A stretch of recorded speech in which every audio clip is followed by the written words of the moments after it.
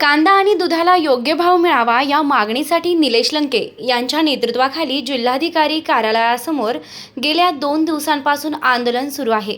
या आंदोलनाचा आज तिसरा दिवस आहे। आज जिल्हाधिकारी कार्यालयासमोर ट्रॅक्टर आंदोलन सुरू आहे।